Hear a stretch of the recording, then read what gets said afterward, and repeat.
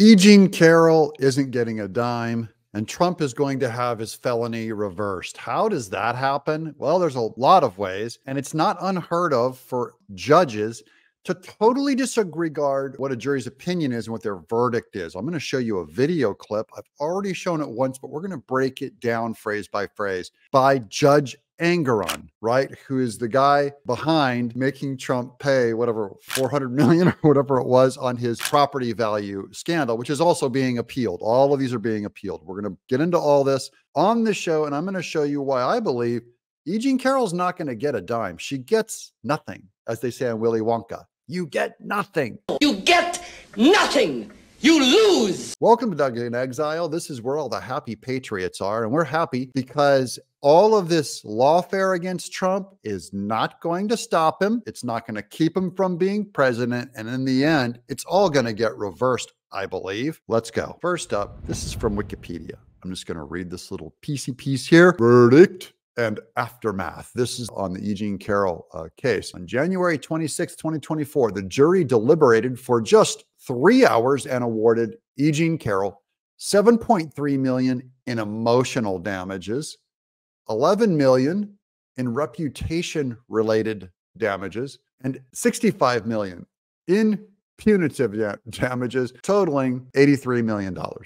And this is why she's not going to get a dime of it. I'm going to show you this clip now. This is from a lecture by Judge Engoron. Watch this. Now, I'm going to say something controversial, even though I'm being taped.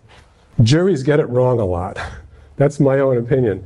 I do only civil trials, personal injury cases, contract disputes. First thing you said, I hope you caught it. Juries get it wrong a lot. That's Judge Engoron. I am just going to, my heart's going to reach out to him now, and I agree with you. I agree with you, Judge Engoron. Juries get it wrong a lot, like calling Trump a felon. Jury gets it wrong. A judge, got it wrong on his property values, and the jury for E. Jean Carroll that deliberated 3 hours before slapping him with $83 million, they got it wrong. Like you said, juries get it wrong all the time.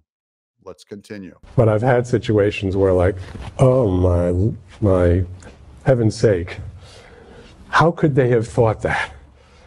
Well, I have a tool that I can deal with that. It's called jury notwithstanding the verdict, judgment notwithstanding the verdict. Judgment notwithstanding the verdict. I'm going to say it again. He says, I have a tool for when, oh my gosh, how could they think that?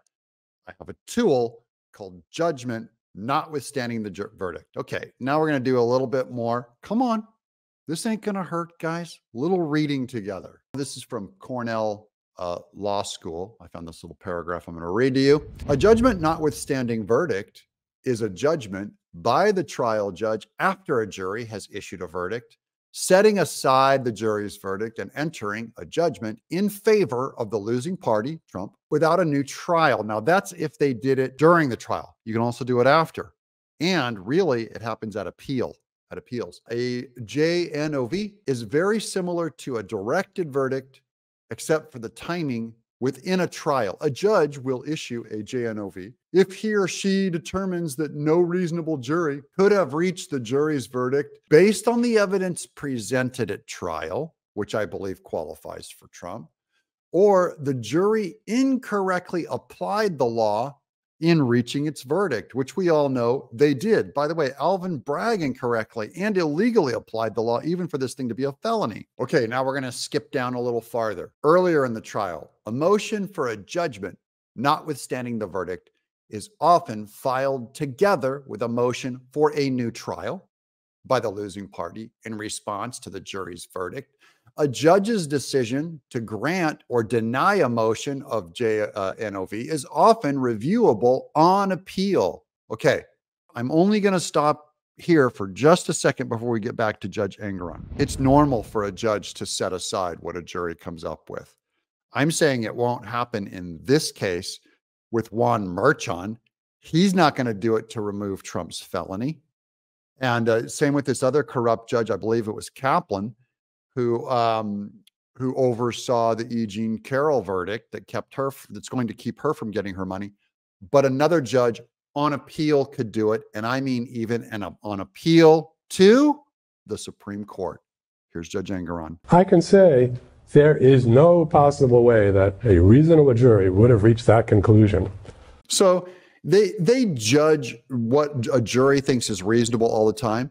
I'm only saying when that comes from the mouth of the Supreme Court, when Trump takes all these cases, the E. Jean Carroll case, if he can get them, if the Supreme Court agrees to take them, I'll say.